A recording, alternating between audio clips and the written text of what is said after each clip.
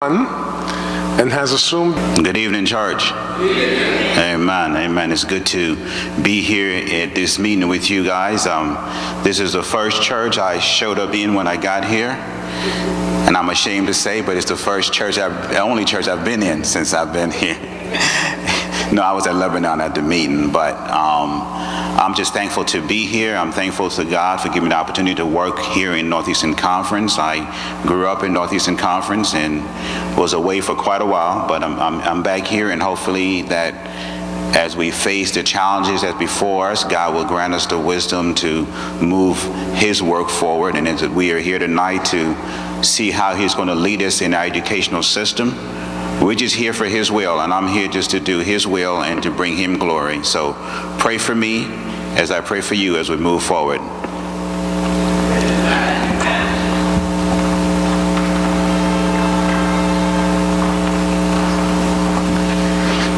We have a chaplain in our system, a powerful educator, a powerful speaker, minister, teacher, whose mission is to see the children of our church grow in Christ. So I introduce to you Sister Marcia Daniels, the chaplain for our school system, and she'll have a word of devotional, and then we will get into our agenda.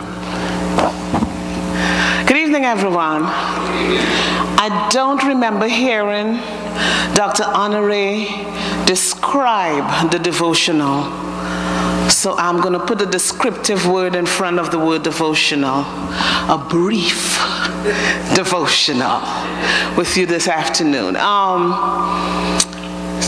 Looking into why we're here, what we're going to be doing here, what do you think is the text I would have chosen for this devotional? Train up a child is a good thought. Suffer little children is a great thought. School, oh, that's a text that says School of the Prophets? Okay. Study to show thyself approved. That's an excellent suggestion. But I'm not getting it. So you know what that tells me? I'm glad you're not coming up with the answer, and I'll tell you why. Because it tells me that everybody has come here this afternoon with a good and godly attitude. Because the text that I've chosen is taken from Isaiah chapter 1, verse 18, and it says, "Come, let us reason together, says the Lord. Though your sins be like scarlet, they shall be as white as snow. Though they are red like crimson, they shall be as wool." Bow your heads with me. God in heaven, I dare not stand before your people if I haven't stood before you first. So I ask in the mighty name of Jesus that you will empty me of self, fill me with your Spirit, and let only that which you want to share with your people be said through these lips, I pray, for Christ's sake. Amen. It's entitled, "Give Me One Reason."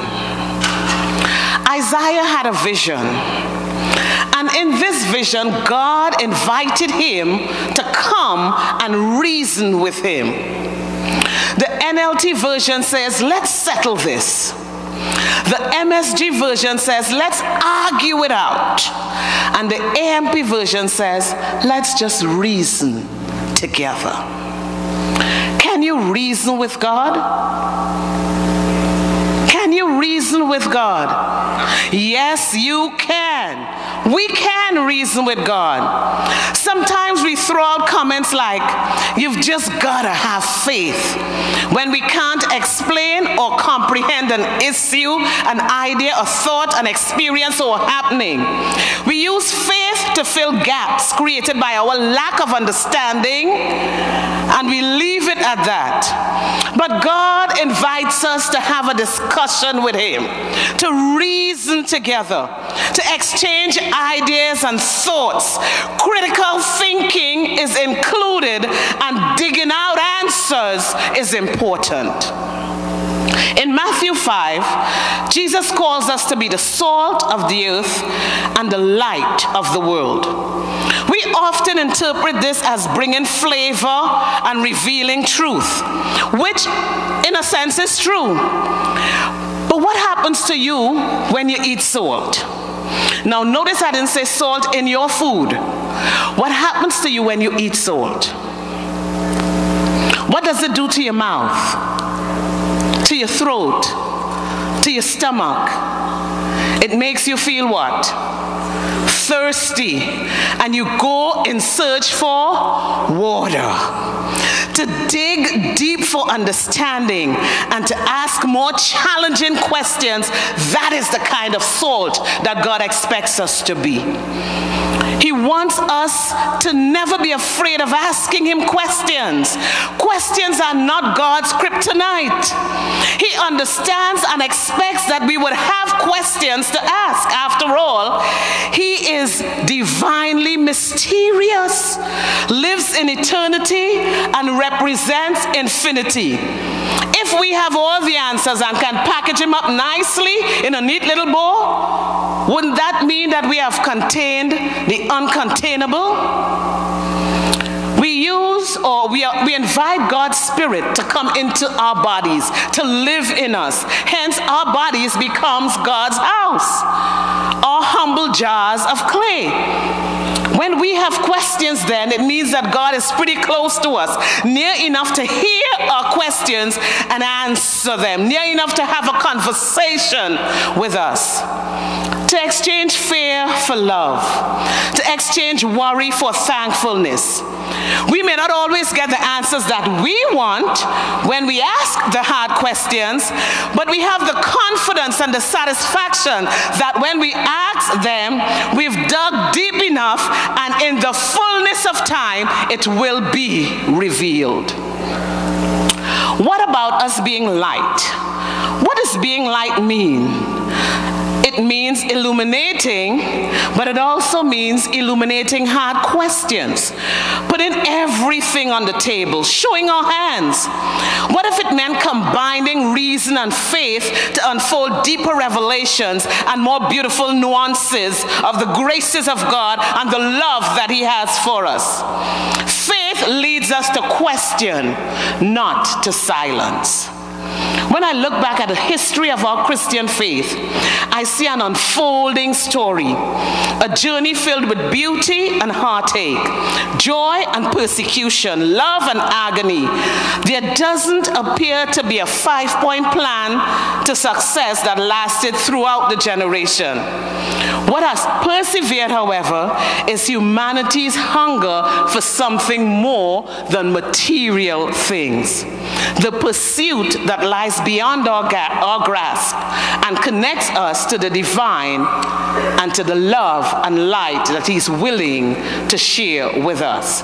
So when God says to us, come, let us reason together, it is an invitation not only for us and God, but it is an invitation for us as his children to reason things out together, to seek to discover the answers that will be best in every situation. And that makes us living water and bright lights. So when God says, when the Divine One says, let's reason together, put all your questions and your heartaches and your hopes and your ideas and your plans, pull them out of your pocket and pull up a chair and sit down and talk to God. This evening, we're going to be given an opportunity to reason together.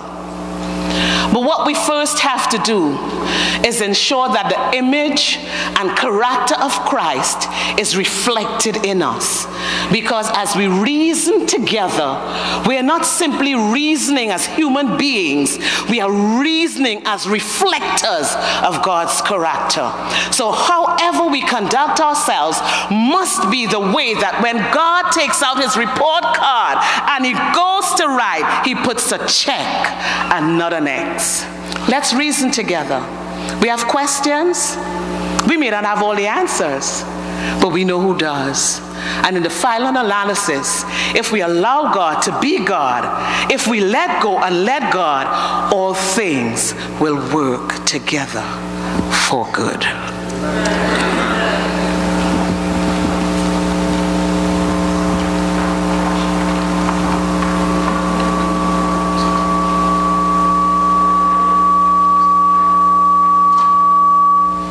At this time, we're going to go into some reports from our education department, some mini reports that they will share with you where we are as a system and where it is that we want to go. And then we'll engage in conversation with the attendants about some proposals that we're considering and looking at, and we're soliciting feedback from our constituents because we want to make sure we're all on the same wavelength and moving in the same general direction. Without further ado, I'm going to invite our Superintendent of Education, Mrs. Viola Chapman, to come forward, introduce her staff, and share some of these reports with us.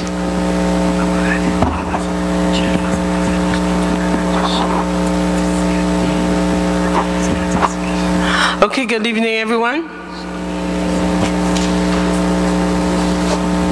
Good evening, everyone. I hope you had a pleasant Sabbath. When it's cold on the outside, we as saints get together and we create a special warmth, and we have to thank God for that. But I see that we're not sharing the love because we have such a gap in between and a gap at the back. But we know as God's pilgrim, we are going to be blessed this evening as we look at our problems and strategize as to how we're going to accomplish the task ahead of us. In the Department of Education, we have several people. Some are not paid. I call some off the field to assist me, and I'll give them an opportunity to share just what they do on the field. The first person up we have is Mrs. Sheena Baldia, and she's our special ed director. Mrs. Baldi will do a mini presentation as to what she does on the field. She replaced the Honorable Dr. Coke, whose presence I'm glad to see here, Dr. Coke. She replaced Dr. Coke. The union stole her away from us, but we got someone to replace her. So at this time, we'll give Mrs. Baldi just about 5 minutes to tell us what you're doing on the field.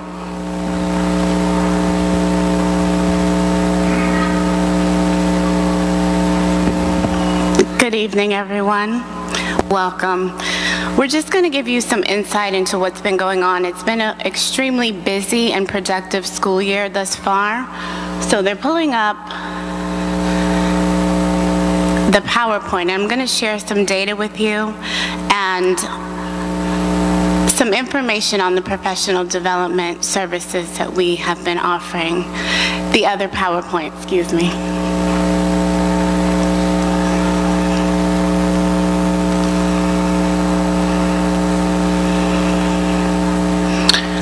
Okay, great.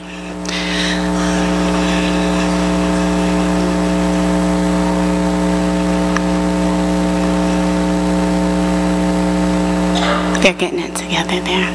Okay, so as Ms. Chapman said, I'm the Director for Special Education. I also help support the teachers with professional development and best meeting the needs of all of the students that we serve in our conference.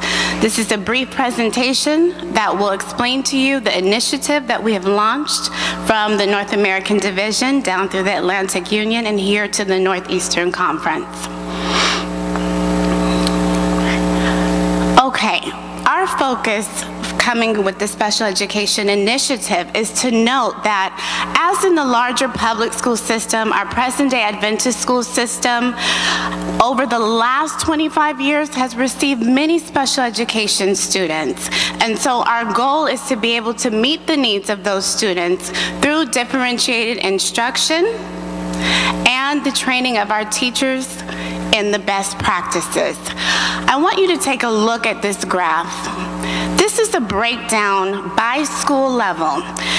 In the dark blue, you will see students that have already been identified as special needs students. That means they have been tested, they've been evaluated, and they have an individualized education program to help support their needs in school. The second shade of blue, those are the children that are academically at risk. This data was compiled from ITBS data. We also used the REACH manual, which is a tool that has been provided and created by the North American Division so that the teachers can collect data on different characteristics that they're noticing with students, and it equips them with different strategies and interventions to help meet their needs. And of course, the last bar is the total enrollment of students in each of the schools. Okay, next. Okay, this chart shows out of the 100% population, the current enrollment of Northeastern schools, we have 5.98% of students that have already been classified as having some type of special need. Now, if you look at that 26.64%, those are our students that are at risk. Those are the students that we are trying to catch before they fall.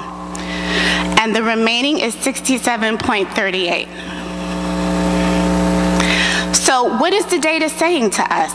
We're reflective practitioners. We want to figure out what the problem is and come up with the solution. It is saying that 32.62% of our students are in need of strategic supports and interventions. So we have implemented special needs coordinators in all of our schools to be the liaison between the office and myself and the schools. Keep going. These coordinators have been trained. A lot of the special needs coordinators hold advanced degrees in special education, and some of them are even working on terminal degrees in special education. We have professional development for all of the teachers. We have partnered with Catapult Learning. These are the dates which we have launched professional development. Keep going, please. This outlines our partnership. We gain access from August to date, almost $100,000 in federal funding to support this initiative. We have chosen Catapult Learning, a major company based on Wall Street, to help support this initiative, coming in and training our teachers and administrators. And additionally, we negotiated a lot of technology that was raffled off at our large Institute Day that took place in August. Here are some photos of professional development. We differentiate professional development based on the needs, so we conduct a needs assessment on each local school level, and we also identify a need that is a conference-wide need. This is a picture of the data-driven cycle. So we have chosen to be very strategic in meeting the needs of our students. And so we're following this cycle, and it was introduced to our teachers and administrators in December. We had a conference-wide data day. And in this day, we analyzed step by step, item by item, to see exactly where the strengths and the weaknesses were with our test results. Excuse me. Can you go back one slide, please? One more. Okay, I just want to note this, and this is what our goal is. It says effective schools use data to continuously improve. And so we want to be strategic and focused with this initiative. We want to pull those struggling students back up to grade level. We want to train the teachers on how to look at the data, classroom data, formative assessments, summative assessments, and bring it all together so that we can create a plan to help all of our students have an equitable education. Keep going. Continue. Continue. Okay. These are teachers and administrators that are engaged. They have taken this work seriously, and they are committed to the improvement of our schools. Continue. Again, this was up at the union office with Dr. Koch and Dr. Gilkison. A day-to-day in which Catapult came in, the teachers were engaged. They broke down into professional learning communities in order to analyze content-specific data. Our administrators were trained on creating a culture of achievement in our schools. In November, usually each November, Albany, the state, has a non-public schools meeting. And we go to that meeting to get information on how we can continue to best support our schools. And we found out some good information. We accessed tens of thousands of dollars additional through Title IV funding that will continue to support professional development, technology integration, and school plant maintenance. Keep going. These are the classrooms. If you take the time to go in and support the teachers, you will see that active, meaningful learning is taking place. You have visual aids, you have manipulatives, and the children are eager to learn. So we want to make sure that we're supporting the teachers so that the students get the best experience. Continue. These are the dates for our upcoming coordinators meeting. You can continue. And Mrs. Chapman has launched an initiative with the principals because we want it to be cohesive from the top all the way down, that everyone is on the same page. So she purchased books on leadership and she distributed them to all of the school building administrators. Each principals meeting, a set group of principals do a presentation on what they read, what they learned, and then they challenge the rest of us to reflect and implement the new findings. So here are the principals' dates, so we're actively engaged in professional development as well as administrators. And this is the year-end principals meeting. This is one of our principals giving us a presentation on why. Why are we in this work? What is our commitment? Causing us to be reflective and reevaluate our mission as educators. Continue. Okay, this software is extremely important, and a lot of our schools have it, and they've been trained on it. This is a supplement for literacy, and what it does, it gives teachers immediate feedback in the form of data. It's a resource to enhance student learning and exposure to comprehension-based questions. This is going to strengthen them all around. So when they're able to do these performance assessments, you will see a significant improvement in what they're actually performing at because of this practice and the teacher's ability to track and monitor individual student outcomes using data. Very powerful. So in conclusion, the future of our children is our #1 focus and priority. Preparing them to be contributing members of society while fitting them for the kingdom of God. Continue. Thank you for your dedication. Thank you for your commitment. And thank you for your prayers. Our goal is success. God bless you all.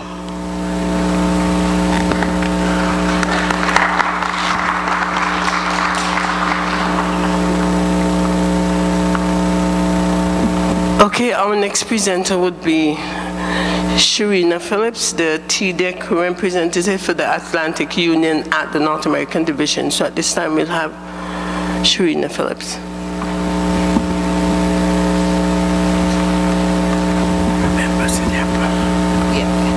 Good evening, everyone. Next slide, please. There. Okay, so I'm going to bring to you some updates that have gone on within our schools in the past, I would say across 2018 as it relates to technology. We all like to say the schools don't have and so on, but despite the fact that funds might be tight, our schools have found a way to upgrade some of the technology. So we're just going to highlight some technology upgrades in the school. We'll start with the Bethel School.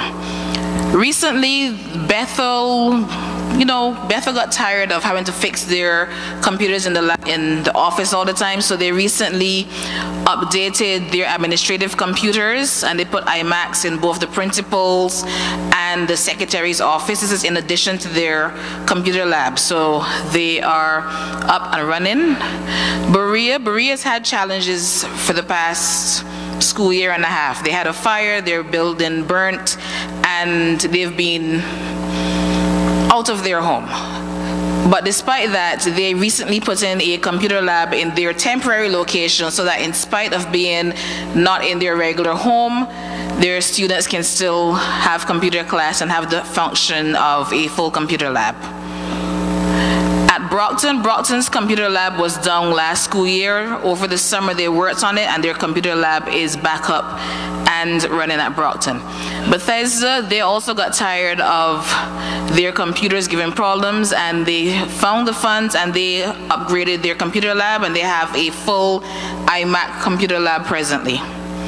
And the students are totally excited. At Fairfield started last year implementing Chromebooks across their school. They have one-to-one Chromebook usage in Fairfield, and those are their Chromebook carts.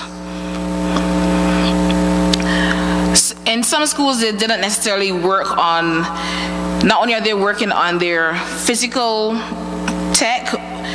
At Flatbush and South Brooklyn Academy decided to start a partnership this year. Flatbush School serves as the feeder school for South Brooklyn Academy. And what they did this year is their 5th graders come over to the academy to do computer class. So every Thursday morning, they come over to the academy. They have computer class across at the academy. They have a feel for the building. Students have already started asking for the application packages, so the Flatbush students are loving that.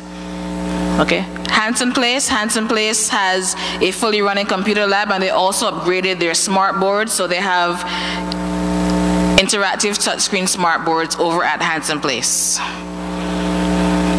At the Hartford area school, Hartford has a computer lab, and they also now have one-to-one tablets for all their students over at Hartford. At Hebron School this school year has put in tablets for their students. They have Kindles in some classes, and other classes have iPads, and the teachers all have Roku TVs as well. So Hebron has found a way to bring tablets into their classrooms that the students are using.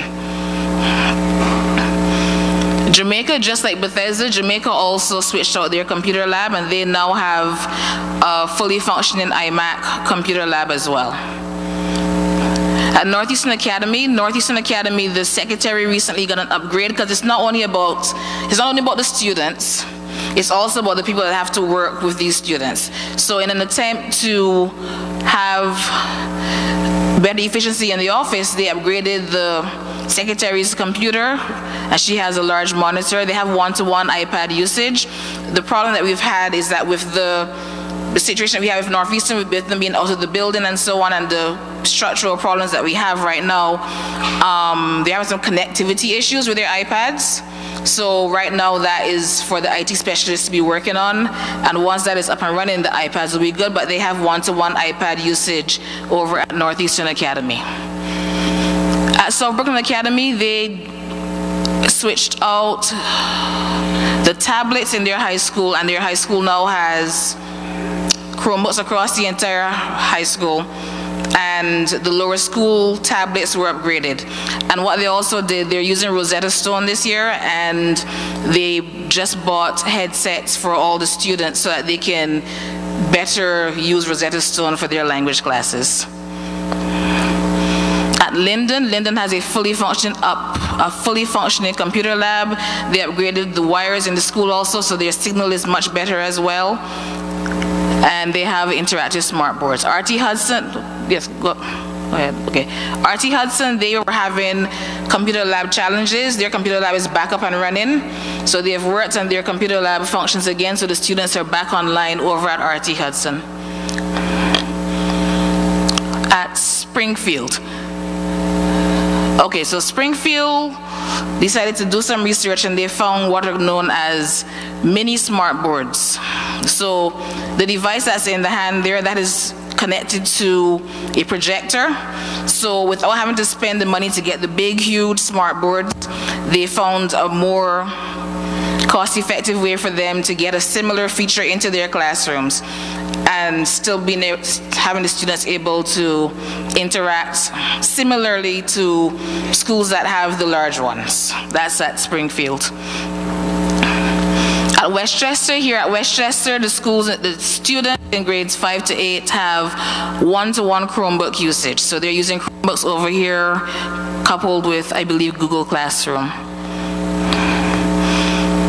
Okay, so with all of this said, we have 5 schools that are up for full evaluation. So with that, they have to get all their technology, their facilities, all those things in place and in order for the union and NAD to come in and do evaluation. Go back, please. Okay, the document that this is done through is called a credit track. It's a totally online document. So these schools are in a major, if you could call it a major technology project, in order to get that document up and ready for the union in March. So keep those schools in your prayers, please. And coming to the end, data management system across Northeastern Conference. 15 of our 16 schools are using Jupyter Ed this school year. 1 school is using RenWeb. RenWeb is now called FACS SIS. But 15 of our 16 schools are using RenWeb. The high schools are using the full online capabilities of it, and the elementary schools are starting to phase that in as well. So parents can go on, students can go on, monitor their grades. Teachers are loving it. The cost price of it is a little lower, so the principals are loving it. And that is your technology synopsis in a nutshell for Northeastern Conference. Thank you.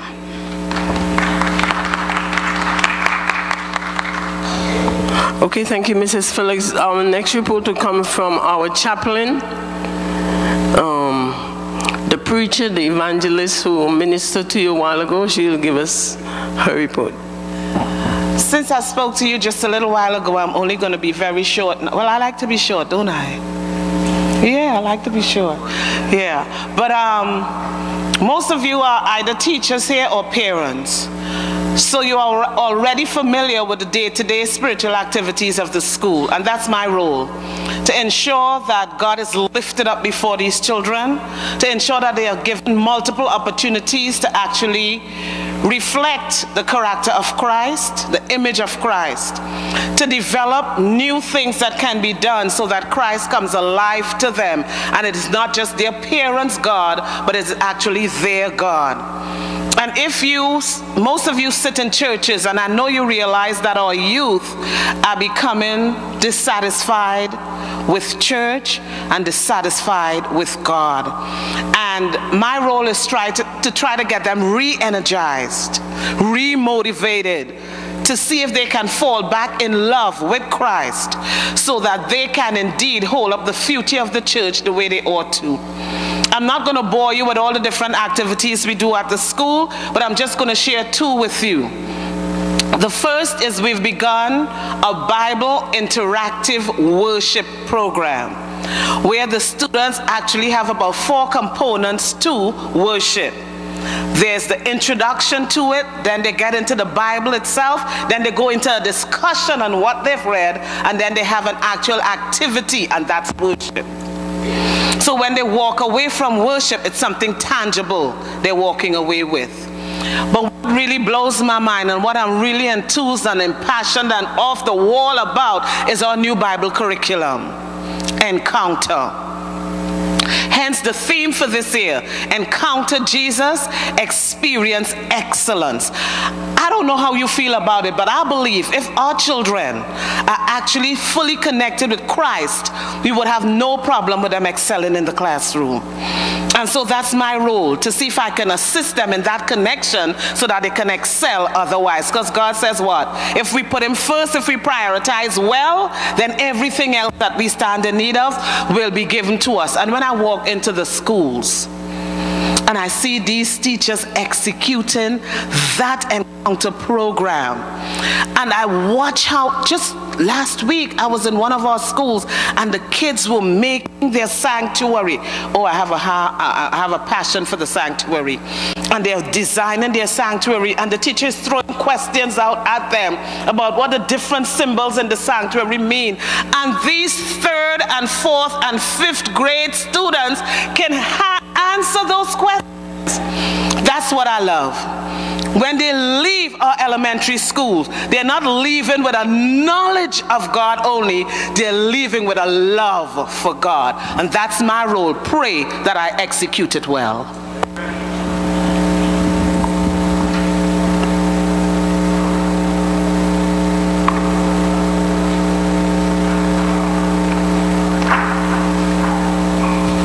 Okay, let's put our hands together for Mrs. Daniels.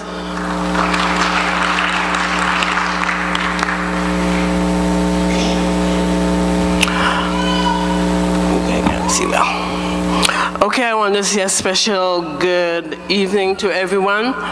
I want to say thank you to parents who have entrusted your children into our care so that we could help you with that part of education. The job is a difficult task. We are not the ones who accomplish it. It's through the power of the Holy Spirit. So when the Holy Spirit speaks to us, we speak to them. We speak, to them when they're on their own, when a teacher is not around and a parent is not around. It's only the Holy Spirit that keeps our children intact. I'll go through what I should have done at first, but we had a list of people who work in the education department. We have Pastor Jackson, he's on his way, and we have Pastor Jackson, he is one of our field supervisors, Ms. Daniels, chaplain, Ms. Bazdio, special ed director, Sharina Phillip, TDEC rep, our secretary, is she here, Juliet? She said she was going to be here. Are you here, Juliet? Okay, she's our secretary, and your servant leader, Viola Chapman. Now, God's command as recorded in Deuteronomy 6:6-9 is that we should teach our children the word of God, and that is just what we do. Teach them when they're at home, at church, and at school, and that brings it reiterates the HCS concept: home, the church, and the school. Our theme throughout the North American division is to encounter Jesus and experience excellence. That's what we strive to do. The Northeastern Conference, our mission is to nurture, NEC, nurture, educate, and challenge God's children.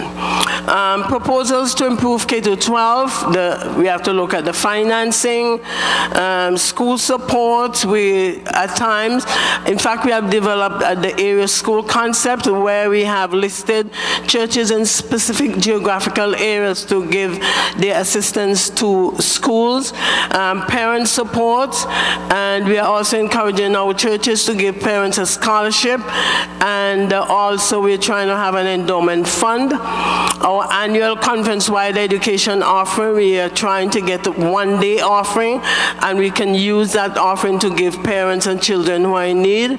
The schools themselves are supposed to do fundraising projects, and we are trying to standardize tuition.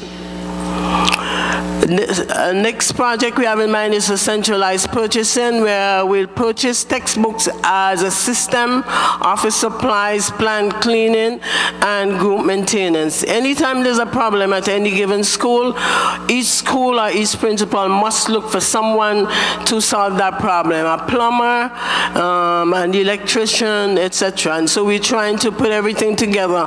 Like the Jehovah's Witness, they have a system, and you can call in someone to assist at any time. Recruitment and enrollment, we are expecting pastors, principals, teachers, schools, school board chairs, and we are even suggesting that at every quadrennium, 1 year should be dedicated as the year of education. So it will be something that's done throughout the conference. Factors affecting enrollment, organizational core values, which would be our belief and our culture. If you're a committed Adventist, it doesn't matter where, it doesn't matter what is going on, you send your child to an Adventist school. If you're an Adventist, no matter if T.D. Jakes built a mega church in New York, you're not going to leave your church to go to T.D. Jakes' church, because you are a Seventh-day Adventist and you know what you believe. So you're a committed Seventh-day Adventist. Some people, they question the teacher's performance when they're sending their children to our schools. They look at the academic rigor, they look at the location, and they look at the cost.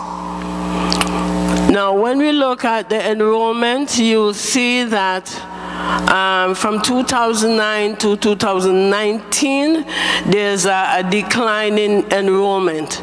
This is a report from our union for our 6 conferences. So it's not just a problem in Northeastern, it's a problem right across the union. If you look at it, the union, the blue, it's, pardon me?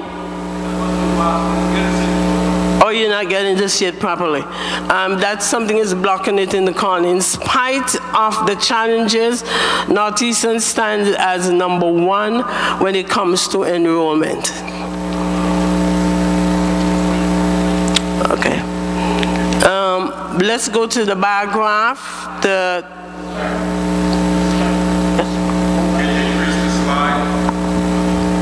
Increase.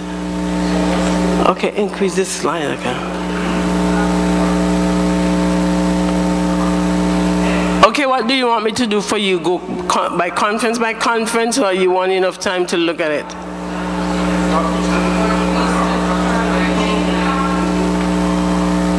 Okay, the number for Northeastern, there was an error, so I had to correct it at the union.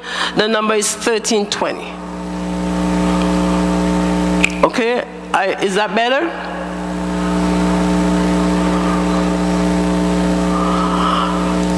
Okay, so just to your right, just move to the right, you'll see the conferences. I think it's Bermuda, Greater New York, Northeastern, Northern New England, and Southern New England. So move to your left, let's look at the numbers. Okay, Bermuda is 245. I think the next one was New York, Greater New York, which is 847. Next one we have, it's New York.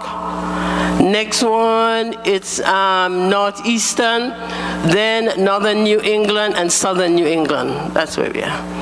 Okay, if you go to the bar graph now, the bar graph, the tallest one, that's the blue, that's the union report. And the second to that, it's Northeastern. So as I said, in spite of the fact that our enrollment is not all that great, we still have the most in the Atlantic Union. Okay, we are looking at public school versus private school. In the public school, we have 90% of the children, they go to public school versus private.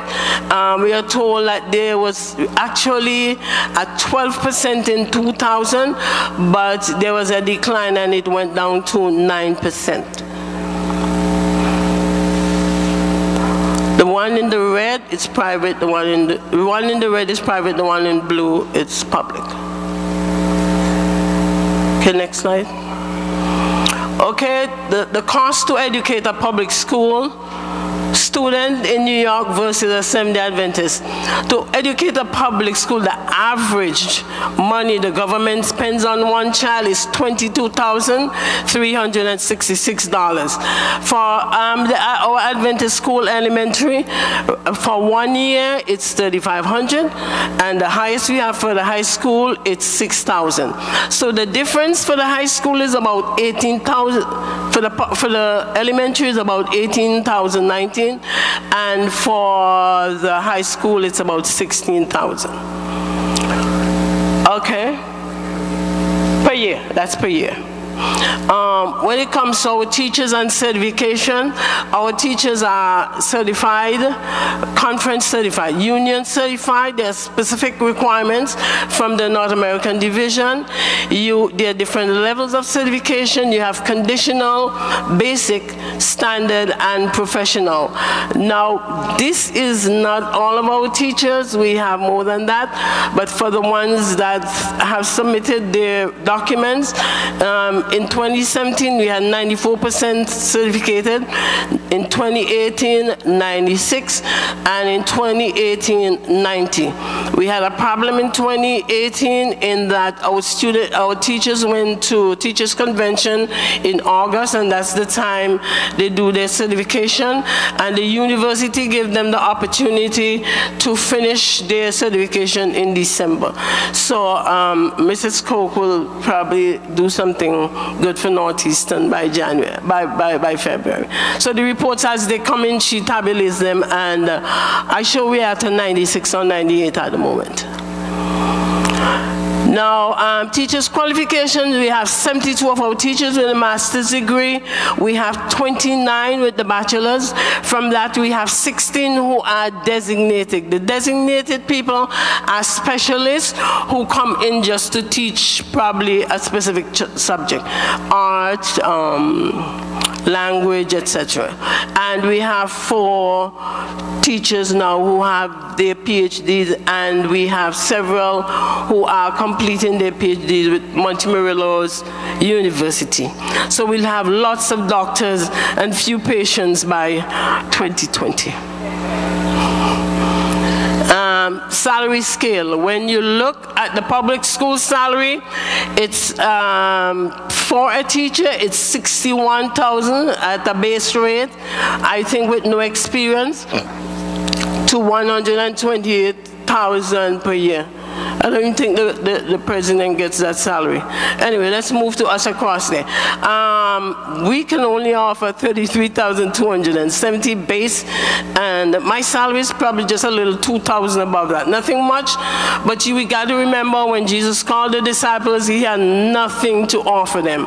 They had to trust, and whatever he gave them, he blessed it. Even the little boy who gave the 5 barley loaves and the 2 fish, he blessed it, and they were able to feed 5,000. We want to thank our teachers, those who are here. It's a dedication, it's a commitment. We want to thank our teachers. Okay, when it comes to academics, our children within our organization, and I said they are committed Adventists who send their children to our school no matter what. And so we have, when they come in, when others are stigmatized at our public schools, they come to us, whatever type of behavioral problems, they come with them, and with the help of God, we work with them. So all our children, if you look at it, we give them the ITBS test from grades 3 to 10. And according to our report, they are on scale. Now, we're looking at our schools, we're looking at the physical plant. We have some standalone buildings, and I want to say thank you to our members, thank you to our pastors, thank you to our brethren. We have some schools that have separate buildings, and the churches are responsible for these buildings. Some churches on a monthly basis have to pay like $14,000 for the mortgages, some $13,000. That's how much they give to support their schools, and they're all alone, and we need the help of everyone to take care of our children. Brethren, it's a task. It's a task because the devil, he wants our children. And we have to work together to make sure that our children are safe from the evil one. Now, it takes a village. It takes a village to raise a child. It takes the church. It takes the home, first of all. It takes the church, and it takes the school. Whatever is done in the home, we continue whatever you're doing in the church, and then it's continued in the school. If one leg of the stool is broken, there's no way that we can accomplish the task. A successful student depends on all of us, the church, the home, and the school. But in many homes, you have single parents. They're trying their best to give their child a Christian education, and sometimes they cannot afford. Sometimes they have 2-3 jobs. They don't see their children. All they do, they leave their food and clothing out. They see, when they're leaving, they're sleeping, and when they return, they don't meet them. So we have to pray for these children, because these parents don't even have the time to have worship with them because they're asleep. But we as parents, we lose our children between the hours of 3 and 7. I'll repeat that. We lose our children between the hours of 3 and 7. When they are dismissed at 3 o'clock, they're out on their own.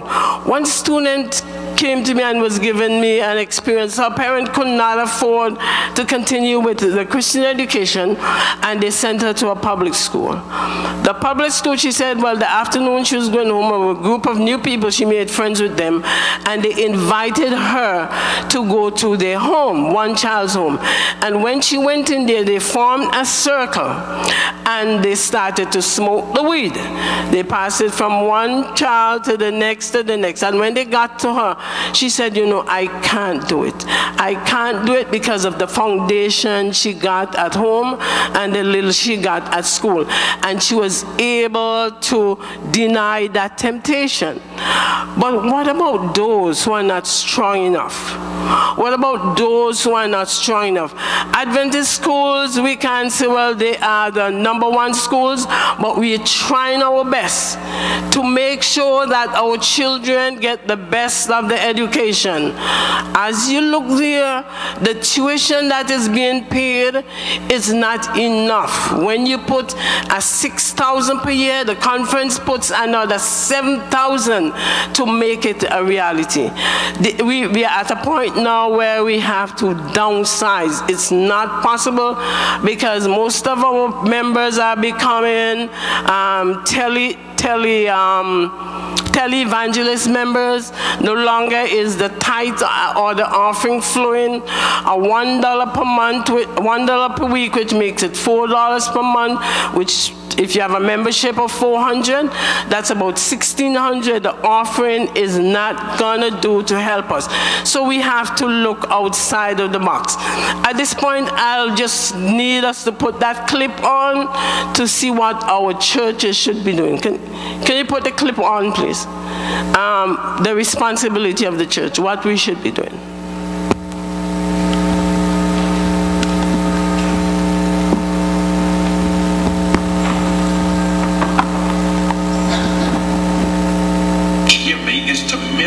To children who have no respect for authority. Our call of the church is to minister to children who are angry but don't know what their issue is. The call of the church is to minister to children who reject morals, values, and discipline. The call of the church is to track down the children who have no goals, who have no dreams, who have no fathers, who have no fears, and have no education. The call of the church is to go and embrace children who have tattoos, who have piercings, and who have lost their mind on illicit drugs and illicit behavior. The call of the church is to not be afraid of the children we are supposed to discipline. The call of the church is to go to the street corners and not just minister and embrace the children who are lovable, warm, and fuzzy and know the 23rd Psalm and John 3:16 and sit in with barrettes and bobby shops. But the call of the church is to go get the in their pants behind their ears, who have their hair done, who have tattoos on their neck, who believe that anybody who corrects them is a threat to their humanity. The call of the church is not just to applaud the little babies in the children's choir and to say, isn't that nice for the kids who get the college scholarships, but the call of the church is to go down the Lexington Market and to tell them you are still loved and you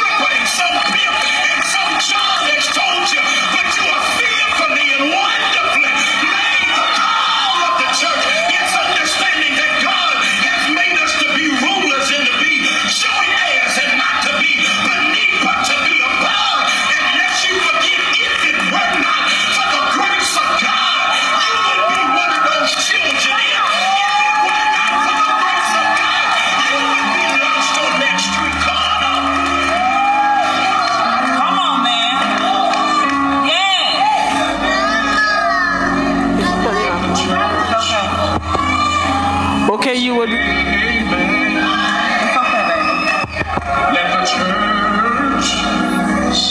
You would realize that as a church we have a grave responsibility, and the responsibility is to save our children.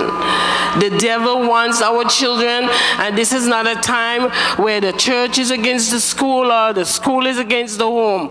We have to work together as a unit to save our children. When the pearly gates swing open in heaven, God is going to ask you for that little flock. You can't say, God, I tried, but they didn't come. You have to present that flock to your Creator. As a system, as representatives from the Northeastern Conference Education, I like all of our teachers who are here, teachers, educators, whether you're from Northeastern New York, I'd like you to stand. I'd just like to say thank you for being here, and may God continue to give us the strength as we try to educate our children. I know educators are here. You're looking at me. You don't want me to call your names.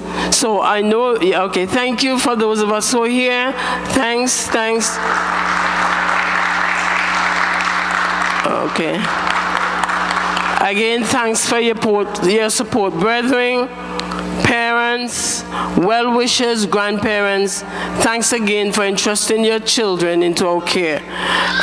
This is not a time for verbal laceration. This is a time when we are trying to downsize and upgrade. So let's share our thoughts and our suggestions. Can we give Mrs. Chapman a round of applause? Mrs. Chapman is a very hard worker, working 18-hour days, going from school to school, ensuring that the programs go forward. What you have heard thus far is a description of some of the operations that go on in most of our schools. Presently, we have 16 schools throughout the Northeastern Conference, scattered from New York, metropolitan New York City, up through New England, Hartford, Springfield, Boston, Brockton.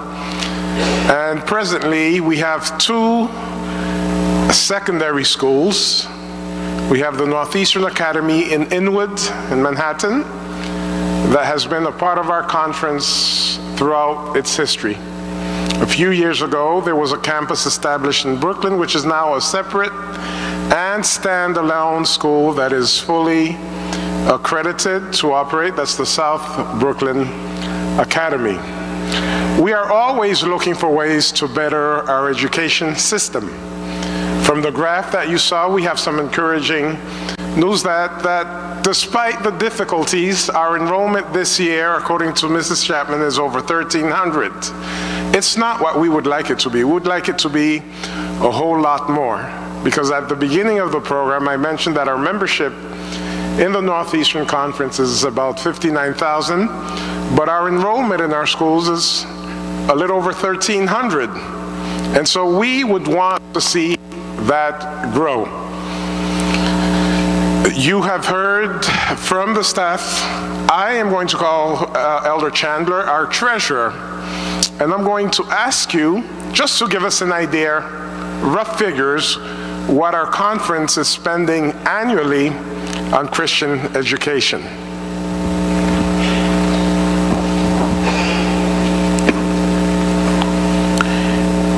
Wow, it's a lot of you guys here. Y'all look so serious. And I'm going to talk numbers, so you're going to look even more serious. How you doing?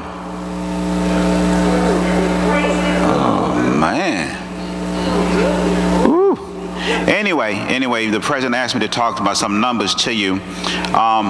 We have, like you mentioned, 16 schools. The conference, the tithe that you send in supports the school system, the secondary school system, the elementary school system, and we also support colleges and universities. Currently, for the past year, our total support for excluding the college and universities in our expenses was $6.6 million is what was spent on Christian education. Some of the cost is shared with the conference by the schools, and that income, also some appropriations that sent back down from the union. We received about $3.26 million back, meaning that the burden on the conference itself was $4 million. Coupled with that, we've spent $1.6 million in higher education. So your tithe is feeding about $6 million of that goes into the educational system. Thank you. So the Northeastern Conference is spending over $6 million a year to support the education system in the Northeastern Conference. Our schools, that includes our elementary schools, that includes our secondary schools, and we also provide subsidies to our Adventist colleges to the tune of $1.6 million. That's where the 6.6 comes from. We want to see our education system grow. We appreciate all of the educators who have come. We appreciate the pastors who are here. Over the past few weeks, we have been engaged in a dialogue with our constituents regarding the future of our system. One of our concerns is to see not only the growth in enrollment, but also we realize that in order to keep up with 21st century education standards, we have to improve our infrastructure. Many of our schools are in a state of dilapidation and disrepair. Our teachers are doing the best they can, and I again acknowledge and appreciate the work and the reports that we have heard this afternoon. The conference is spending, as you heard, over $6 million, and yet at times it seems like it's not enough, and we don't have other places to draw. Our hope is to be able to establish an endowment system which will create and generate new revenue streams for our education system. That brings me to a proposal that we have been considering and that we have been studying, and we would not want to go forward without input from our constituents. And so we have sent this invitation throughout the field so that we can come and reason together and speak and explore how we can move forward. A few years back, I had shared throughout town hall meetings in the conference a proposal that would have redeveloped the Inwood property, the Northeastern Conference Academy. The academy is made up of two buildings. It is made up of the school itself, a 5-story building that used to be a Roman Catholic school, which was purchased by the Northeastern Conference back in 1975 at a cost a little over $2 million back in 1975. I was a child back then growing up in this conference. I am a product of Christian education in the Northeastern Conference. I attended the Berea School in Boston growing up. And when my own kids were starting school, I wanted them to be in an Adventist school, and at that time I was pastoring in Brockton, so there was no school in Brockton, and so we established a school, and my 3 kids were among the first students, and today that school is still going. It has over 120 students today, and so we're proud of that school. We're proud of all of our schools, and so we want to see how we can strengthen the system. And so the proposal we had talked about previously is that we would redevelop the Manhattan campus in Inwood. And if you remember, I had shown some slides and photographs of potentially tearing down the school buildings and building a brand new school on the site with perhaps negotiating for the air rights and adding some floors of residential housing, and that would pay for the reconstruction. Since that time, there have been a number of developments that make that unfeasible. Number one, after we put out requests for proposals, the best proposal left us, the conference, still needing to come up with a shortfall of $2 or $3 million to get the school done.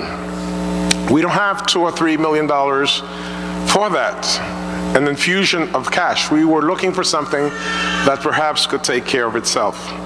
In the meantime, there has been a rezoning throughout New York City. Different parts of the city, through the city council, have been rezoned, and the area where the academy is has also been rezoned so that you cannot go as high as that project would have required. It's been cut down from 14 floors to about 8 floors. Plus, when we speak to the community, and I've heard a lot from the Inwood community that they don't want to see much change. It's a very highly densely populated area. Those of you who visit know how difficult at times it is to find a parking spot. And so the community does not want to see something that will significantly alter the quality of life in the neighborhood. And in the past few weeks, I've received quite a number of letters from the Inwood community who has heard rumors that the academy is being sold. And so the first thing I want to say this afternoon is that we have not discussed selling the academy. We don't plan to sell the academy property. What we are exploring, however, is an offer to perhaps lease the academy and relocate our students to another site. At the time, and in its heyday, the academy had over 300 students. Over the years, because of a demographic shift in the conference, with students moving, with our membership moving from when Northeastern started, 80% of the membership lived in Bronx, Manhattan. Today, that is more like between 5 and 10%. There has been a demographic shift to the outer boroughs and the metropolitan area and to Long Island, and so that's no longer the case. The population at the academy over the past few years has held steady at about 106 students for about 3 or 4 years consecutively. This year, it dropped. We went down to about 86 students, and that's what's enrolled there today. 86 students in a building that is 40,000 square feet is not the most efficient use of resources. It's quite a big building for 86 students and 10 staff. This year also, we suffered some damage in the building, some mold damage, some pipes that burst, and we were able to collect from insurance, and the building, the parts of the building that were damaged are being repaired. In the meantime, every year, out of that $4 million that we put in the Northeastern education system, about $1 million of that goes to the academy in Manhattan. And so when you consider it, the proportion of what we spend, again, it is not the most efficient use of resources. Recently, we received a proposal because we've been talking to developers and other people over the years, because we're always looking for the best option. And we have a proposal right now that we have been studying. It has not been decided on. And before we make a decision, we think we have to talk to you. You are the ones who keep us going. You fuel us through your support, through your faithfulness and stewardship, through your programming, through the churches that support our system. So we would not make a decision like that without hearing from you. And so that's why we're here tonight. The terms of the proposal that we are presently considering is that we would lease out the building to another school, to a developer who has a contract with another school, and that would allow us to receive an immediate cash payment of $5 million that we would use to reinvest in Christian education. Beginning next year, we would receive about $1.2 million a year in rents from that school, and that would continue for 50 years. The building would always remain the property of the Northeastern Conference, but with the $1.2 million that would come in, it would allow us to provide education for the academy students at another location, and we would put the bulk of that money coming in every year into an endowment so that we can better generate revenue to support our education system. The income from that would be used exclusively for education. We would not cut back on our commitment and the policy that says we have to support our schools, but that would be an additional revenue stream. And our goal would be, over time, to have several $1 million in a fund generating interest that could be used for capital development projects in the different schools, that could be used to provide scholarships to needy parents who cannot afford a Christian education right now. And so that would be Those would be the main terms of the endowment, which would be funded in total over the next half a century. If the Lord doesn't return, we're talking of about $55 million plus interest that would be generated from an endowment for Christian education. We are looking at a couple of options of where we would locate the academy. We have sent a proposal to the Sharon Church. As you know, the Sharon was blessed this year with a beautiful property that includes a church and 3 other buildings. One of those buildings is a school that presently has 9 classrooms and a gymnasium and a small area for a cafeteria. That's one of the options that we are looking at and we're still exploring. But before deciding whether we want to go further, before having the committee take an action, we said, let's talk to our parents, let's talk to our teachers, let's talk to our pastors, let's talk to the stakeholders, so that this is a decision made collectively by our people. And so we've had meetings with teachers. We had a pastors meeting this week. We had a meeting before that with the teachers at the academy itself. Mrs. Chapman just hosted a meeting with the parents at the academy. Tonight we're having a meeting to talk to the general constituency. We want the stakeholders to let us know if this is a course that we should consider going and exploring. Should we go forward? Should we not? Should we stop? What do we do? And now I want to open up the floor. If you have questions about this or about other education matters from the reports that you heard this evening, from special ed to enrollment to other things, we'll be glad to take your questions. Pastor, I believe you're going to have a microphone. I would encourage those who have questions, and I'm going to encourage my fellow administrators to join me and the superintendent, and we can take we can have some conversations.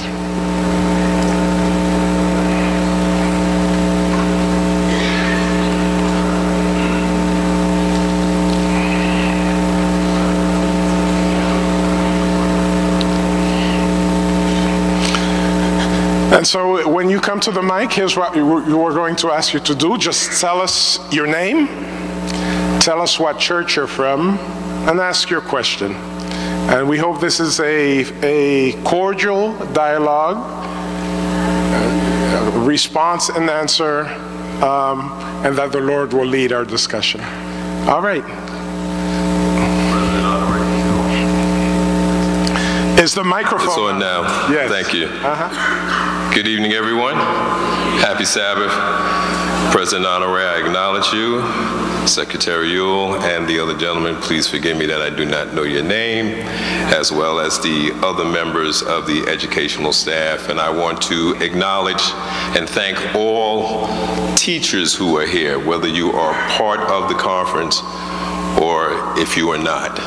I am a teacher myself, have been so for a number of years, but my name is Barry C. Thomas. I'm the president of the Northeastern Academy Alumni Association. Mrs. Chapman? So what I would like to know, based on some of the presentation, the slide, and I appreciate the slide that showed, now his name suddenly slips my mind when they talked about the role of the church, what the church's responsibility. Oh, Pastor Jamal Bryant Harris. I appreciate that. I appreciate the PLCs, the professional learning communities. I appreciate the fact that we all know that if T.D. Jakes built a church, that we wouldn't go there because of what we believe. And what we believe is that we have a responsibility to our constituency and to the world because of what God has commissioned us to do as it relates to education. I appreciate all that. And you said, let us reason together. So I would just like to ask the question, and using the Bible as a point of reference, we saw what happened when someone traded their birthright away for some beans. Maybe it would have been better if it was Jack's beans, because it would have grew a stalk that would have led somewhere to some promised land where there was a huge chest. So my question is, since that's not the case, are we willing to trade our history for some beans? And where would the school go? If I remember correctly, and I'm sure I do, there was a report that stated, and I believe it was produced by the Atlantic Union. It talked about how there had been several, let's say, elementary schools in Connecticut, but there was no high school. So once those kids reached that age, they all went to public schools because there was no high school. Now, you're not saying there won't be a high school, but the question is, where would that school be? I understand that we don't want to continue to hemorrhage money, but forgive me, Mr. President, I don't believe that the enrollment has changed because of the demographic moving. There was always a large contingent from Brooklyn. There was always a large contingent from Brooklyn. Let me make this from the very beginning. Let me set the parameters of our discussion. We are here to hear from you. We want your input. We want your opinions. I would ask you to refrain from applauding. Why? Because people have different ideas. Yes. And when you start applauding, it creates a tension. It puts us, it polarizes the room. We don't want polarization. We want an open dialogue. And I think the questions he's asking is completely legitimate. But refrain from the applause. Let's have the conversation. We will hear from as many of you as possible, and we will engage in respectful dialogue. And when we leave here, we want to say that we are moving in the right direction. Yes. All right? Thank you. And I thank you for that, Mr. President, and I support that. We can agree to disagree without being disagreeable. But as I was saying, I don't believe the demographic has shifted. There was always a large contingent from Brooklyn that traveled to where the school is currently located. It could be argued that the low enrollment is because of the cannibalization of that student population by the establishment of that other campus in Brooklyn. That could always be argued.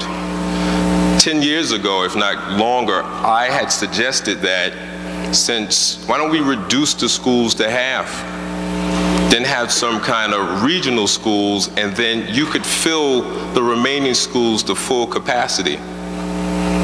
And why not move, and I'm not trying to offend anyone, why not move RT to the academy? Schools function within schools all the time. If you reduce the number of schools you have and strategically place the remaining ones, they function at full capacity. If they already do, please forgive me.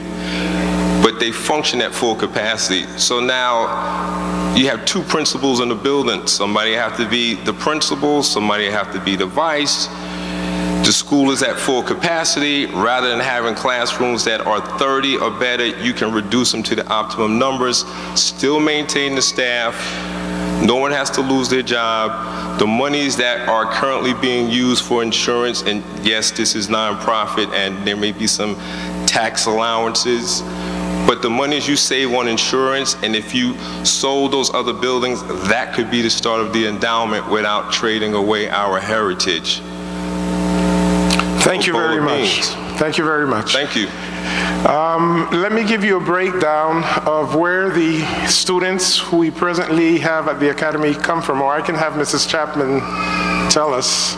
We have 84 students, and can you tell us where these students reside? 24 of those students come from Westchester, 5 from Manhattan, 38 from the Bronx, 9 from Brooklyn, 6 from Queens, and 2 from New Jersey. You mentioned something concerning the students in Brooklyn. I think it was conducted by Dr. Barnes, a survey, a questionnaire was sent out to parents, and they were asked questions concerning the 2 sites.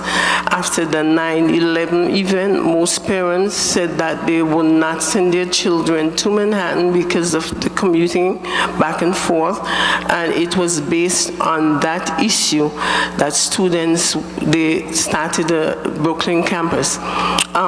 In spite of parents parents weren't sending their children to Manhattan. You would have gotten about 16 from that crew. But unfortunately, as I said, because of that situation, the parents said, definitely, I'm not going to send my child to Manhattan.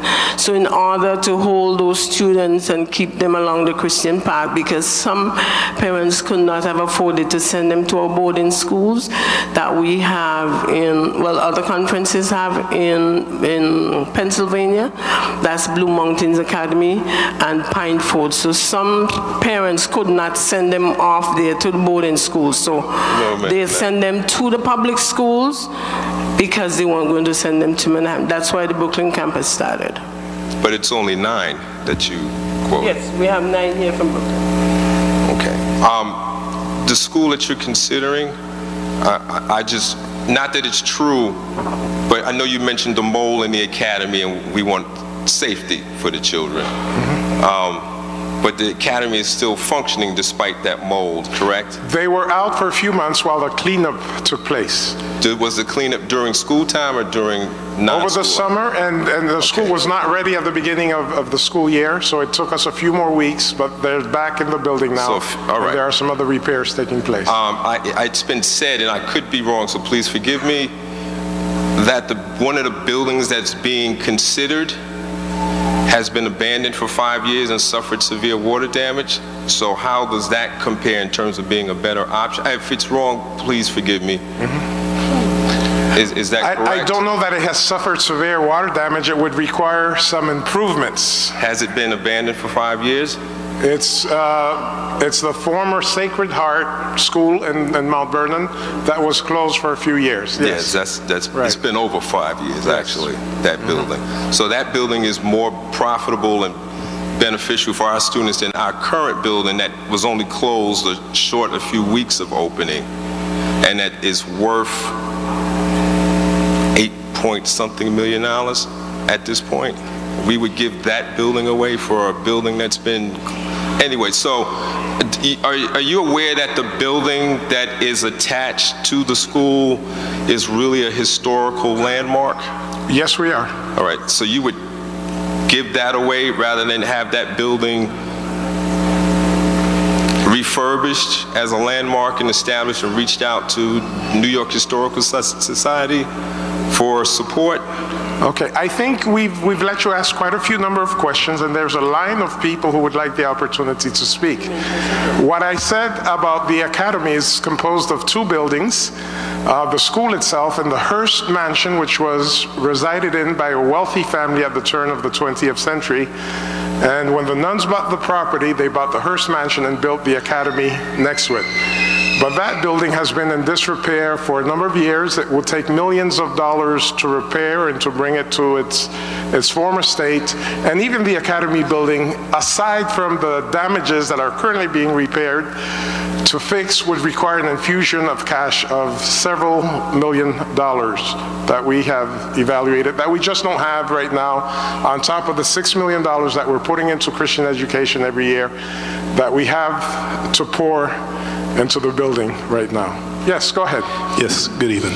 My name is Sean Gardner. I am from the Flatbush Church, and I'm also Flatbush School alumni, and proud Flatbush School alumni, might I say. And I wanted to talk about the Flatbush School situation. Prior to, I believe, 2011, Flatbush School was a K-8 school. With the restructuring, or somewhere around that time with the restructuring, Flatbush School, all the schools actually K-8 were asked to reduce their classes to K-5. Based on my knowledge, Flatbush School was the only one that did that. At the time, Flatbush had over 125 students, and the budget really called for about 90 to 100 students to pay for the cost of running the school for the year. After reducing our class size, our grades to K-5, we had an average 90 or so students. Now the average has dropped. Every year, basically, the average has dropped, and we are struggling. And to be honest, what our little savings have now dwindled to petty cash, to be honest. Now, when they had the restructuring and they had a whole survey, I was there when Dr. Pollyanna Barnes came, and I liked the idea. There was a promise that churches in the general area were going to support the schools. To date, The only church supporting Flatbush School is Flatbush Church. I know the academy has to pay rent to Elam Church for their building. Flatbush School receives no rent for their building for the past number of years. So that's another thing that I see that there's a problem with too. The third thing is, if the other schools that refused, and I think I love the other schools, my colleagues, my fellow classmates, they're in other churches as well. Those schools have decided to stay K-8, and they're surviving. In fact, some of them are flourishing. Why should not Flatbush School be allowed to return to K-8 so they may have the chance to survive instead of just trying to scratch and scrape every year as we go by? It was around 2008, was it 2007? I don't remember exactly, but I know it's just more than 2 years ago, yes. I was the then principal of the Excelsior Elementary, Northeastern Academy, South Brooklyn. And this was an agreement during the time of Dr. Barnes, which went over into Dr. Lashley's time. And what was happening was that your upper grades, the enrollment in the upper grades, they were dwindling. And our enrollment at that time was over 226 students, I remember clearly. And then they came to us and asked if we can consolidate. Flatbush was at 120 something. 120 something. But can you clarify who they came to you? I just need to get that clarification. Your pastor, your local pastor, who was Pastor Albert, what's his name? Pastor Martin. Pastor Martin, as your representative from your church, he came and he said they were having a financial problem. I don't know what it was all about, but it was something that was agreed upon by the rest of them, and we had to give up our children. We had to give up. I had to give up textbooks that I was never refunded, but we're not going back to that. Guys, we have come to, and someone mentioned about R.T. Hudson merging with Northeastern Academy. All of these things have been brought to everybody's attention. We're at a point where we got to do the merging. If you look at Sears, they're merging with Kmart just to make the operation go on. And we cannot revert to the old operation just because we want to say we have a school. It's for the children. If we are planning for the children, let's work for the children. And your enrollment now, one is a feed of the other. You spoke about the area school. We are establishing the area school concept. We have started the R.T. Hudson. We had a meeting at the conference office for that first group. We had a meeting with the South Brooklyn, that's the second group. And so we are working in the region, calling pastors together. Pastors are reluctant, but we don't want the money technically. All we want is the children. Once we have the children, we'll get the funds. So we're not working to separate from each other. We're working together so that we'll become a unit and a force to deal with. I'm not sure if I got a clear answer for my question, though, because I'll be straight with this. So you're asking why you won't? No, I'm asking why we were the only one to be considered like an area elementary school when everyone else is still K-8. Yeah. No one else decreased, and the Flatbush, if I know we're looking at next year, but based on the numbers I saw, Flatbush may not survive till next year, because many times with Flatbush, and I've received these letters, correspondence from the conference saying, if we don't pay this amount, our school will be closed, and we received that about 3 years in a row. We can't afford that money at the end of this year. I'm telling you that right now, because when you hear $40,000, $20,000, $30,000, it's going to be a problem at the end of this school year. So what we're asking is this: if Flatbush can say that they're going to be definitely getting money from the neighboring churches, because Flatbush is the only church in that school, is the only school in that area. They are far from the home church. They're the only school in that area. They serve East New York when there are no other schools over there. And the Bed-Stuy area, the Canarsie area, there are no other schools over there. So Flatbush is the only school in the area serving Greater New York and Northeastern areas. If we don't get the churches to support us, we're gonna fall. And we have 43 years of of being there, that we're now gonna look at the school that's no longer gonna be there, because we're the only ones that followed the instructions that said separate, go K to 5, and in doing so, we actually pulled our own plug, and we're gonna fail.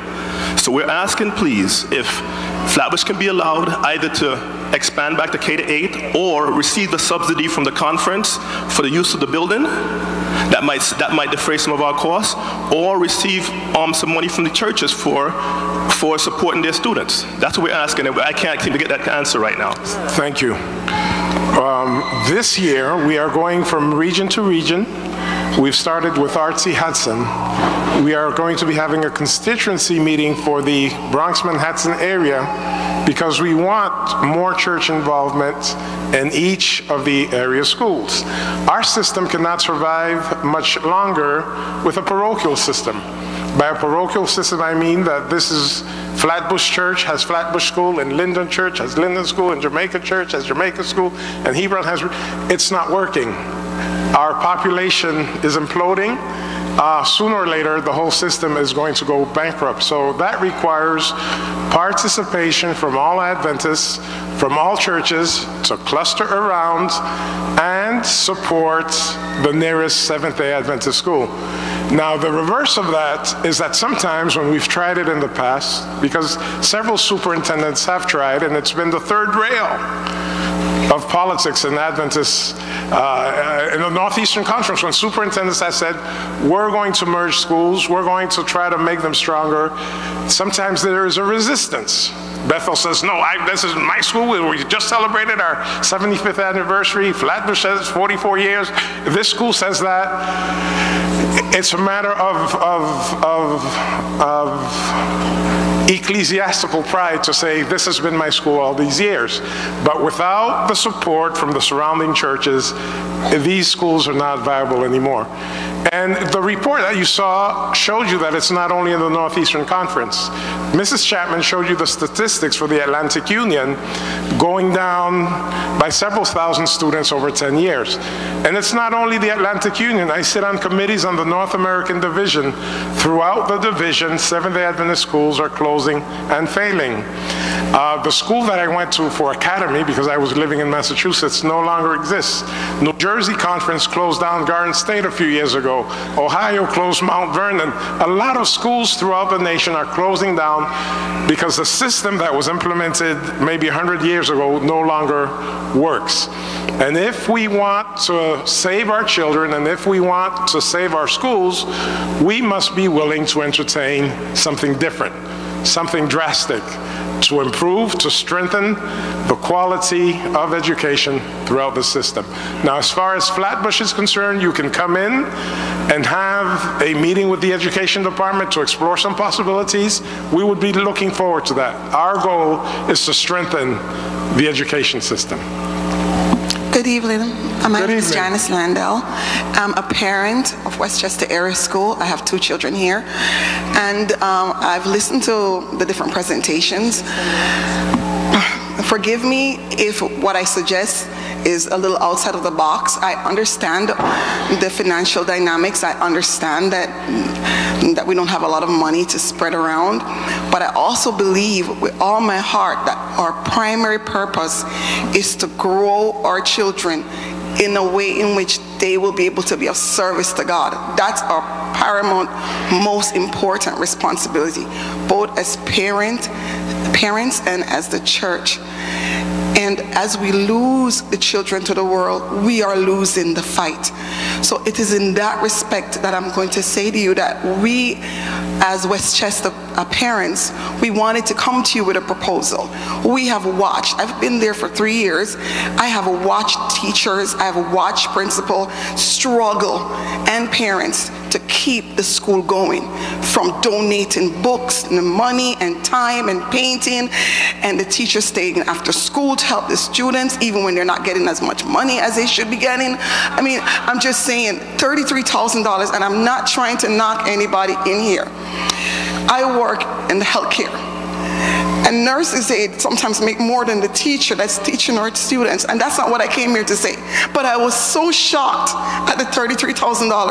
I was really shocked. I didn't even know that teachers made such a small amount of money for the amount of time that they invest in my child. I did not know that. I apologize for that part. I really feel hurt to know that the money is so small because you can't survive on $33,000. Anyway, what I came here for was a proposal, and I apologize for rattling my voice. I don't want all our schools to fail.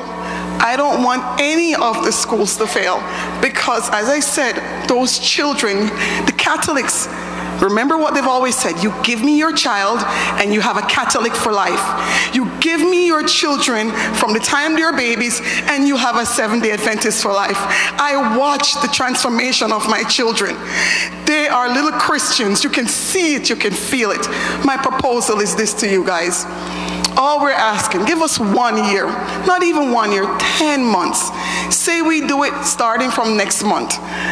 We put a proposal in, it could go through the Northern Conference if necessary, or through the church or through the school.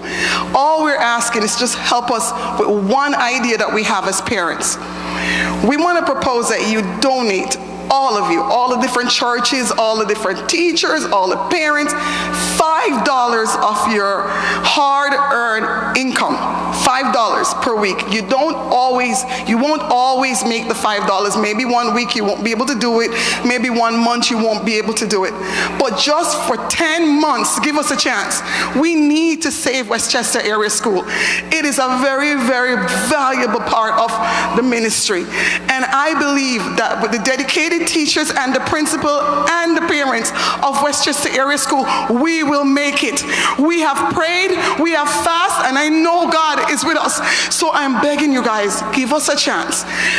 If we can put the proposal out, we'll get the envelopes. You guys just got to come with us. Help us to help ourselves. Because we really want to, we do not want to fail. We do not want to get closed. We do not want to be no more. And I know if you help us, and not just you guys, the people that are at Loma Linda, the bigger part of not just Northern Conference, there's got to be a way to save our school. Put us on the map. Just like they put the people on the map in Africa, and they put the people on the map for Marinata. Put us on the map. $5 is all we're asking. Okay, that's all I'm saying. And thank you for your time. Thank you, thank you. And I would also encourage you to send something in writing if you wish along those lines. Thank you. Good evening, my name is Colin Moore. I'm from Flatbush School and Flatbush Church, a member.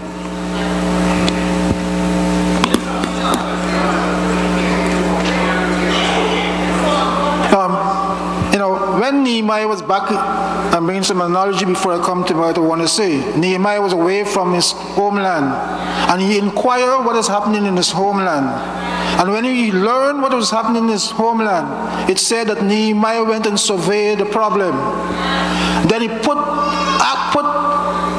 pen to paper and came up with a plan. My question is that, and before that, many people tried to rebuild the walls and they failed. Nehemiah used the same people and rebuilt the wall. I'm coming back as it relates to attendance in our school from a period of time. And when we saw this trend, in the modern world, when we see certain things, they start to look at the trend. And then they try to put plans in place to stop the bleeding. We saw the trend for over 10 years, the downsizing of our schools. I'm asking the administration, when you saw the trend, did we put an action plan in place? Did we put an action plan in place? Okay, yes, we did. We had several meetings, and you got to remember our people, the reaction we got. We put a plan in place. We had meetings according to the area. We mapped the number of children in a given area because we realized that we were competing against each other, and we said we're going to consolidate. We had meeting with the different boards, meeting with the different pastors in different locations. The outcome, my church has been here 60 years and we're not going to close our school. If we close our school, if we consolidate, what name is going going to be given to the school. So that's some of the feedbacks we've been having. We have got enough of that, and so we have to look outside of the box to provide for our children. That's what we're trying to do.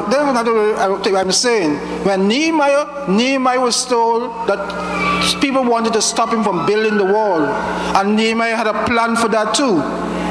Nehemiah made sure that they built the wall and the workers had the fighting armor. And I'm saying, I was there when I asked the question to Sister Barnes when she came with the proposal. I said to Sister Barnes, I asked Sister Barnes the question, did we did a financial analysis that would cost us to close, if we close different schools, downsize different schools? They did not have a financial plan. That's what, and she said to me, we do not have a financial plan. And I said to her, right there and then, the plan that we have in place, when we're doing it, it's going to fail. Because from Flatbush point of view, it was the upper grades that used to run the school. You had taught us something, children in 7th grade and 8th grade, but the lower grades wasn't so, but once the upper grades used to compensate for the lower grade. And so if you cut off the upper grades, I said it right then, that if the way we are going, we're going to fail. Nobody paid attention. And so I'm saying, it seems that we only look to certain sets of churches, because when the plan came, it was nothing but Flatbush and Excelsior. It was the conference, because I have the documentation. When I do business with documentation. And Pastor Lashley gave me a documentation that states that Flatbush and Excelsior, Bethel and others, and Anson Place, the other thing. And it's only Flatbush Church. I'm saying that the Northeastern Conference encouraged other schools to disobey the directors of the Northeastern Conference. And it's coming back to haunt us. I'm saying, when we do business, it shouldn't show from the point of view, should not look like favoritism. Because what is happening, the other school was allowed to go back to 8th grade. But Flatbush School, because we want to maintain order and we remain up to 5th grade, I'm saying. And now Flatbush is paying, because when I started working at Flatbush School, we had in our revolving fund $225,000 in the reserve.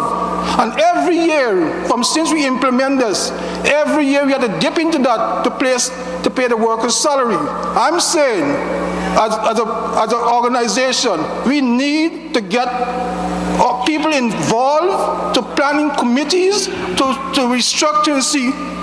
Sometimes it's not money it calls for. It's because it calls for us to sit down and plan effectively to market our product. You could have the best product in the world and you have it on your bed, the society would not know about it. If you market or package, if you have a good education, then sell it. Don't keep, we have the best education, but the world don't know that. Okay, thank you. Thank you very much. And that's what we are trying to arrive at. We need a strategic plan for the entire education system in the Northeastern Conference, because it is not sustainable as it is right now across the country. Schools are closing, not only in Northeastern and every other conference in this union and every union in the North American Division, and not only in the Seventh-day Adventist denomination. Catholic schools, I don't know if you've noticed, are closing across the country as well, because there have been some shifts in the way people view religious education. What we want to do is to save our school system. We want to keep our commitment, $6 million a year that we pump into education, and still that's not enough. We're trying to find new revenue streams to support and improve the quality of education in the Northeastern Conference. If we had a revenue stream and the gym at this facility, the floor that's been in disrepair for years, if we had somewhere where we could say, here, this year you're the recipient of a grant from our endowment so you can fix your gym floor. And next year, R.T. Hudson, you need a new roof. Here's the funds for it. The conference will fund 75 or 80 or 90%. You fund 10%. But right now, those revenue streams do not exist. And that is what we are seeking to create to make our system better. Yes, my sister. Dr. Hislop, Brooklyn Temple. I am here today to sort of reinforce what I said to you at the Bethel Town Hall meeting about our needs for Christian education. I have reached out to you several times through emails, proposals, also to the education director about what we are offering, the product we are offering in terms of preparing our children, not only for a place in the kingdom, but to be able to compete in the world in which they live. I looked at all the reports that were presented today, and I did not see any data on student achievement as it relates to New York State test scores, Regents exams, graduation rates. It's good to do all the differentiation of instruction and all the technology in the classroom. Those practices are powerful, but the impact of the work is in student achievement. And we were not given any data on how are our students compared to the students here in New York State. What percentage of our students are performing on grade level? We were not given that information. So please, the next time we are getting on a report, let us get that information as well. But as it relates to Northeastern Academy, I think the idea of leasing the building, I don't think I have any input into that because we spoke at length for Brooklyn Temple and it was closed anyway. So I believe that that decision would go anyway. But what I would like to talk about is the quality of education that our children receive at this school. My daughter, I brought her up because she's presently at Northeastern Academy. I took my prize and I gave it to you, and I am thoroughly dissatisfied with what my daughter received. I want her to come and share her experience as to what happens on a day-to-day level at the school. And then you can decide, is it really a situation that we are not sending our children there, or we would still go to the T.D. Jakes Church, or is it a reason of we want more for our kids academically? How can we prepare our students to compete in the world? Yes, we want them in heaven, but we want some of them to go to Harvard and Yale and Columbia. We want to boast that we are the head and not the tail. We don't want to be in a school where the kids are barely passing because the preparation is not there. My daughter, when she took the SAT the first time, when I saw her score, this is a child who has never had a B in her whole life. I heard the plan for special education. I didn't hear the plan for the gifted children, the children who can excel. I had to pay for private tutoring. I had to pay for private counsel. I had to pay for all kinds of things to get her through this school. Even if you put $5 million in the hand of someone who don't know what to do with it, we will get the same results. We want more for our children academically. Tell us about a day in Northeastern Academy, how you have no lunch, you have no gym. Tell us what happens at that school. My name is Teresa Hislop. I'm a senior at the Northeastern Academy and the USM Vice President. Last summer, or this summer that just passed, I went to a summer program at LIU. And Long Island University? Long Island University in Brooklyn campus. The other participants there were telling me all that their school has to offer, and never once did I say the name of my school because I was ashamed of what I was getting when they told me what they were getting. They were talking about AP courses that I've never even heard of. They were telling me that they have SAT prep included in their schedule. I have a friend who's graduating with his high school diploma and an associate's degree. And there's no SAT prep or ACT prep included in our schedule. We have no gym, we have no lunch, we have a little snack period that we have to eat chips, and we're expected to function on chips. So my question is, why should I have to choose quality education over Christian education? Why can't they be the same? Why don't we have SAT prep? Why don't we have, well, I'm not even going to talk about the gym, but why don't we have an academic program that I can be proud of? Thank you. As a public school principal, I am very hurt about this because how are children supposed to perform when they don't have lunch? Even if you can't have a functional cafeteria, some kind of plan should be made for the kids to at least purchase a slice of pizza or something to eat. You can't study on an empty brain. Like, that is common sense to me. And the fact that the kids are not being prepared to compete academically. I mean, yes, I have invested a lot in other tutoring for my child, but what about the parents who are struggling to pay the tuition and can't pay the thousands of dollars for private tutoring? Is it fair that those kids are not going to be able to compete in the world today? My daughter has interviewed for Harvard, Princeton, and Yale already. You know why? Because I am spending so much extra money to prepare her for these places. We want more for our kids. So if we get the $5 million and we have a plan, we have a caucus of people who can really move our system, people will come to us if we have a product to offer. Our schools are decreasing because we don't have a product to offer. As a school turnaround specialist, I can tell you it's not in the numbers. No school here gets $22,000 per child, nowhere in the state. I don't know where that number came from. The problem with Christian education is that our students are not prepared with 21st century skills to compete when they go out in the world of work. Give us a plan for that, Mr. President. Okay, I just want to ask your daughter a question. Excuse me, Miss Hislop, I just wanted to find out if your daughter, how long has your daughter been at the academy?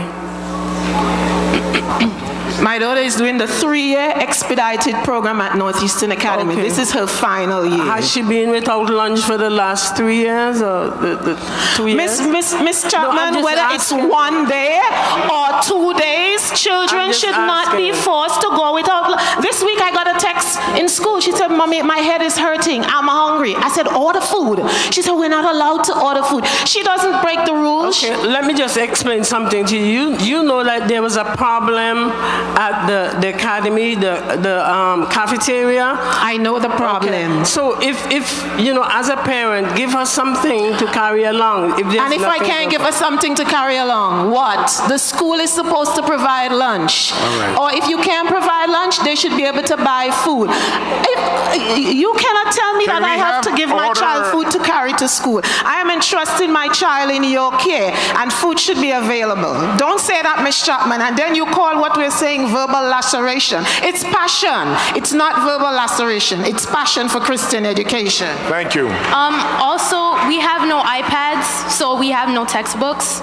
So our Spanish teacher, she had a surgery and she was out for about 6 weeks. Because we have no iPads, which have the textbooks on them, she's basically our textbook. So we had no instruction for 6 weeks.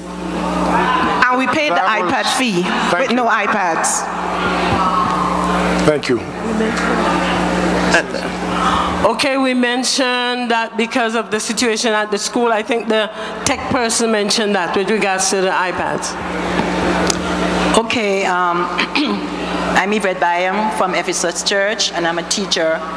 And the previous speaker mentioned quite some of the things that I had some concerns about as I watched. Can we please have it quiet so that we can hear?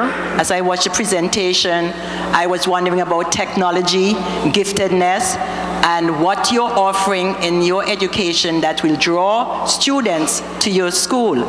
We are competing with charter schools in this day and age, and that's why some of the Catholic schools have closed, because charter schools are making inroads. They're not only luring children from the Catholic schools, they're luring children from the public schools as well. I'm a public school teacher, so I know the situation. So you need to offer something that is viable and will attract the students, attract the parents, and hold them in the school. Did you discuss with the parents of Northeastern Academy about what did they say? They want the school closed? They want their children to go somewhere else? Are they all in agreement to that? Do you have a plan B in case they don't